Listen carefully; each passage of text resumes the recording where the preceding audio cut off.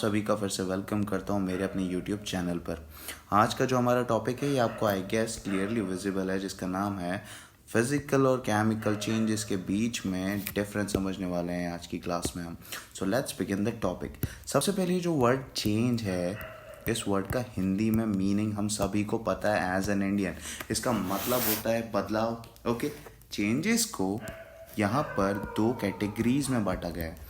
जो पहली कैटेगरी है वो है फिजिकल चेंज और जो दूसरी कैटेगरी है वो है केमिकल चेंज। सबसे पहले हम स्टार्ट करते हैं फिजिकल चेंज से। जब भी एक चेंज अकर होगा और वो फिजिकल चेंज है तो उस ऑब्जेक्ट का शेप, साइज, डायमेंशन और कलर और अपीयरेंस चेंज हो सकता है। मैं जानता हूँ कि ये सोचने के बाद आपको लगा होगा सर ये तो बुक्स में भी लिखा है, इसमें क्या नया है। तो हम एक एग्जाम्पल ले लेते हैं। मान लीजिए स्टूडेंट्स, हमारे पास एक पेपर है और मैंने आपको एक ऑब्जेक्टिव दिया है कि आपको इस पेपर को दो पीसेस में फाड़ना है, जो इजीली कोई भी कर सकता है। जब इस पेपर को आप दो पार्ट में डिवाइड कर दोगे, it means that you have torn the paper. तो आप ये नोटिस करोगे बेटा कि इस पेपर का जो साइज़ है वो आपने चेंज कर दिया है। ओके, सो ये जो चेंज है आप इसको कैटेगराइज करोगे that it's a physical change. यहाँ नोटिस करने वाली बात स्टूडेंट्स ये है कि इस पेपर का केमिकल कॉम्पोजिशन अल्टर हुआ क्या? आंसर है नहीं। इसको दूसरे वर्ड्स में अगर मैं कहूँ तो क्या इसका केमिकल कॉम्पोजिशन चेंज हुआ? आंसर है नहीं। तो ऐसा चेंज जिसमें ऑब्जेक्ट का साइज, शेप, कलर चेंज हो सकता है बट केमिकल कॉम्पोजिशन जो है ऑब्जेक्ट का वो सेम ही होता है। Chemical composition is not going to get changed. Such a change can be characterized as physical change. यहाँ पे मैं आपको सेकेंड एग्जाम्पल देता हूँ। मान लीजिए एग्जाम्पल नंबर 2 में स्टूडेंट्स, मैंने फिर से आपको एक पेपर का पीस दिया है। मैंने आपको कहा है इस पेपर को दो इक्वल हाफ में आप फोल्ड कर दीजिए। इजीली कोई भी कर सकता है। अब अगर आप देखेंगे स्टूडेंट्स, तो आपने फिर से इसका जो शेप और साइज है उसे बदल दिया है। क्या अब इसका केमिकल कॉम्पोजिशन चेंज हुआ? ज़रा ध्यान से देखिए।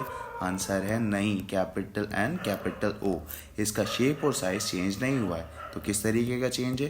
तो आपका आंसर क्लियर रहना चाहिए कि sir it's a physical change. अगर हम जाते हैं हमारे थर्ड एग्जाम्पल पे, तो ये एक है फिजिकल प्रोसेस। यहाँ पर हम एक आइस का क्यूब लेंगे, यानी कि बर्फ़ का एक क्यूब जो फ्रीज़र से हमने अभी अभी निकाला है, और इस फ्रीज़र से निकले हुए आइस क्यूब को हम टेबल में रख देंगे। थोड़ी देर बाद बेटा हम नोटिस करेंगे कि आसपास की सराउंडिंग की हीट एनर्जी आइस का क्यूब क्या करेगा? एब्जॉर्ब कर लेगा, और हीट एनर्जी को एब्जॉर्ब करके ये अपने स्टेट को चेंज कर लेगा and it is going to get liquefy. ये वाटर के ड्रॉपलेट्स में कन्वर्ट हो जाएगा। पहले जब ये बेटा आइस था तो इसका स्टेट ऑफ मैटर क्या था? वो था सॉलिड। बाद में जब ये लिक्विफाई हो गया तो इसका स्टेट ऑफ मैटर क्या था? लिक्विड। अब नोटिस करने वाली बात यह है कि आइस के अंदर जो मॉलिक्यूल है उनका केमिकल फॉर्मूला भी H2O है, और जो लिक्विड ड्रॉपलेट है इसका केमिकल फॉर्मूला क्या है? H2O। यानी कि केमिकल कॉम्पोजिशन में कोई चेंज नहीं आया है। सो ऐसा चेंज जब केमिकल कॉम्पोजिशन में कोई चेंज नहीं होता है उसे हम क्या कहेंगे? The change can be characterised as physical change.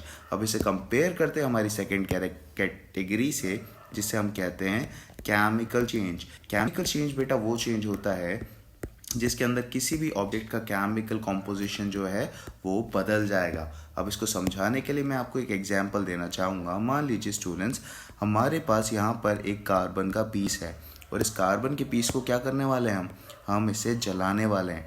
जैसे ही कार्बन का पीस जलेगा तो सबसे पहले तो स्टूडेंट, जलने की प्रोसेस को हम इंग्लिश में क्या कहते हैं? We call burning.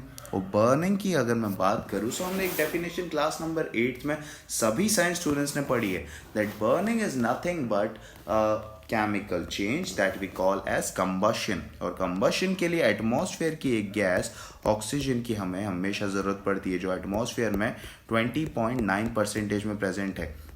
कोई भी चीज़ इस गैस के बिना जल ही नहीं सकती।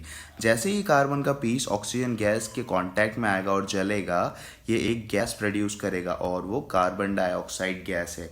इसी चीज़ को अगर मैं समझाऊँ किसी केमिकल इक्वेशन की हेल्प से, सो मैं सिंपली लिखूँगा, जब कार्बन ऑक्सीजन के साथ कांटेक्ट में आता है, they are going to react and they are going to produce carbon dioxide gas.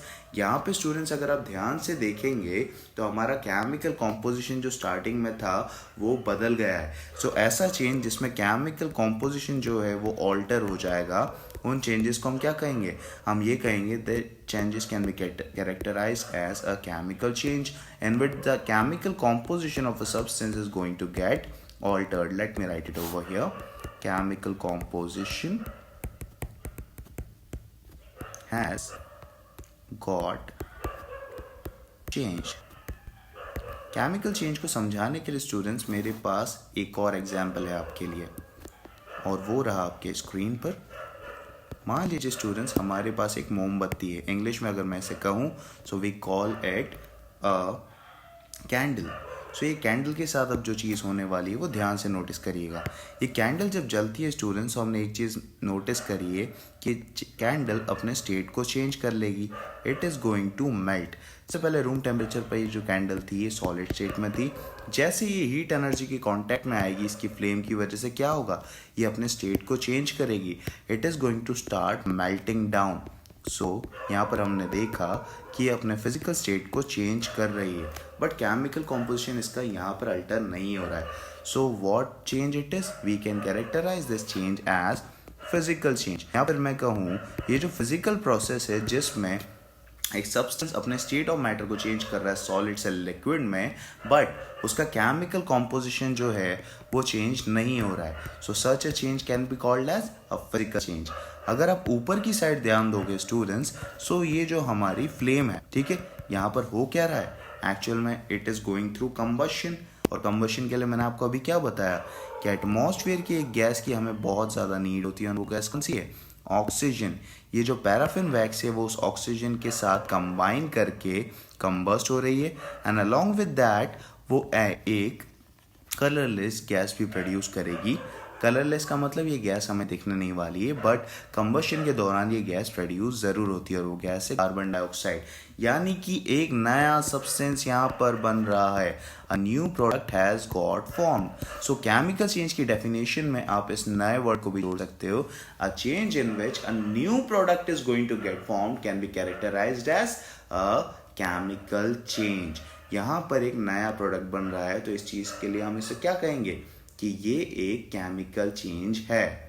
Okay, all right students, so आप सभी को शायद क्लियर हो गया होगा ये topic, that what is the difference between a physical change as well as a chemical change. So that was all about our today's lecture. अगर आपको कोई भी कंफ्यूजन या कोई भी डाउट है इस टॉपिक से इंटर रिलेटेड, सो नीचे आप कमेंट सेक्शन में मुझे बिल्कुल बता सकते हैं। And thank you for joining up this lecture.